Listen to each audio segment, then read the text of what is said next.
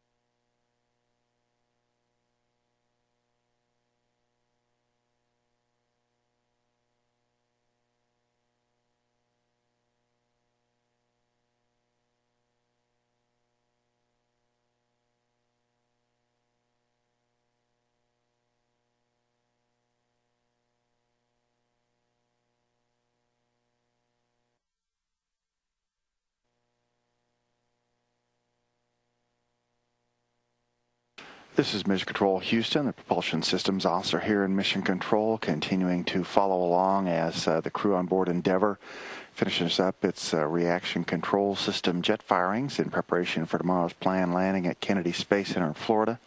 We're watching live television pictures from 227 miles up as the shuttle orbits over the South Pacific as this program sequence of firings of the steering jets on the shuttle continues. Crew already has completed the full checkout of the flight control systems, the elevons and rudder speed brake that'll be used once Endeavour regains contact with the Earth's atmosphere. This is a look at the thruster firings that will be used to control the shuttle as it begins its descent.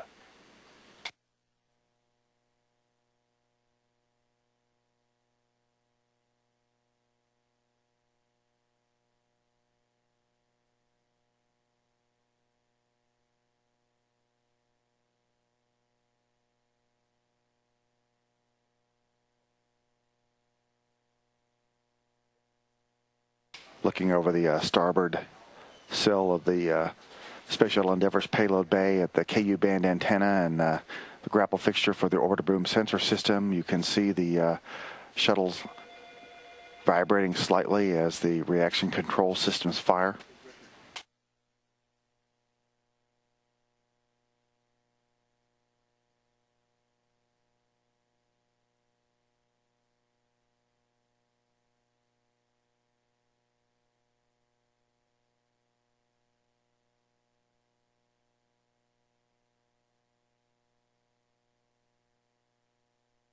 Houston, we see the RCS hot fire test complete. Endeavour, copy and concur. Great job on the FCS checkout and RCS hot fire today. Chris Ferguson aboard Endeavour, getting the report from Alan Poindexter here on Mission Control that the propulsion systems officer and the team saw a very good reaction control system hot fire, test firing all the steering jets that will be used to guide Endeavour as it prepares to enter the Earth's atmosphere. Also earlier today, the flight control systems that will guide Endeavour once it has returned to the atmosphere of the Earth, checked out properly, and all the hydraulic power systems that will drive them worked well in addition to the surfaces themselves.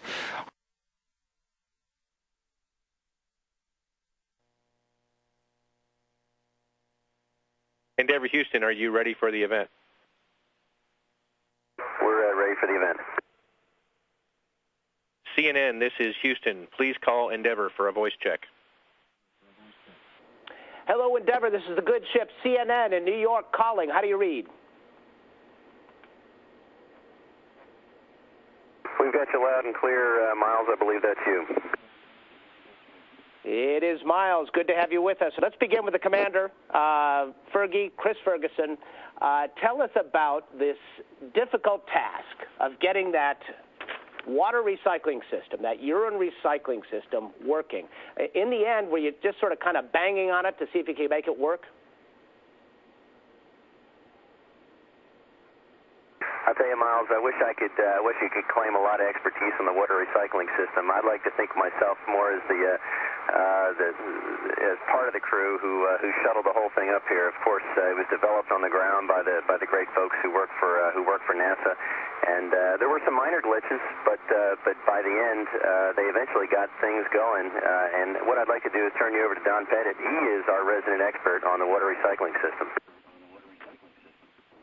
All right. The water recycling system is serial number 001 for something that's fairly complex. We don't recycle our urine on Earth like this for reuse, and you can expect to have a few glitches when you get something like that fired up. So it was not unexpected, and with the help of the folks from Huntsville and from JSC, we all worked together and figured out a way to get the thing running. Kind of gives new meaning to the term can do, if you know what I mean. I guess it was your number one priority up there anyhow. Don Pettit, as long as I've got you, let's talk a little bit about your novel coffee-making device. A lot of people wouldn't think about this, but in space you can't make drip coffee, and of course, you know, this is the Starbucks nation here. We all need our drip coffee. What did you do? You don't happen to have it with you, do you? No, it's packed away in my locker. What I did was make a cup that you can drink fluids out, coffee, tea, water, soda, I guess rehydrated drinks. You can drink them out of a cup, sort of like you do on Earth. And we're stuck with sucking things out of a bag up here because of the weightlessness, sort of like drinking the juice bags you get in the grocery store. And it's kind of nice to be able to sip things from a cup. If future space colonists live in an orbital environment for long periods of time, they're going to want to be able to drink out of a cup. And anyway, we figured out how to do that. All right, I think you should apply for the patent right away. Pass the microphone over to Heidi. Heidi, Definition Piper. You know, we have to talk about the tool bag. I'm sorry, we got to go there. You know, the tool bag, not since Sputnik has there been such interest in something passing overhead. There are amateur astronomers who've been trying to get the tool bag. There's a web tracker right now which keeps track of where the tool bag is at any given moment. And, of course, a lot of people, more than anything, are curious how there could be $100,000 worth of tools in there. Can you explain that? Well, a lot of our tools that we use, even though they look very, very simple, they have to go through a rigorous testing process so that we can take them up here. Just the simple things that you don't think about on Earth is, you know, things like, you know, sharp edges or off-gassing. You know, is something going to off-gas, and how's it going to perform out in a vacuum? And all of that testing and certification that we have to do for all of our tools, that adds up. And so that's how relatively simple tools can cost a lot of money.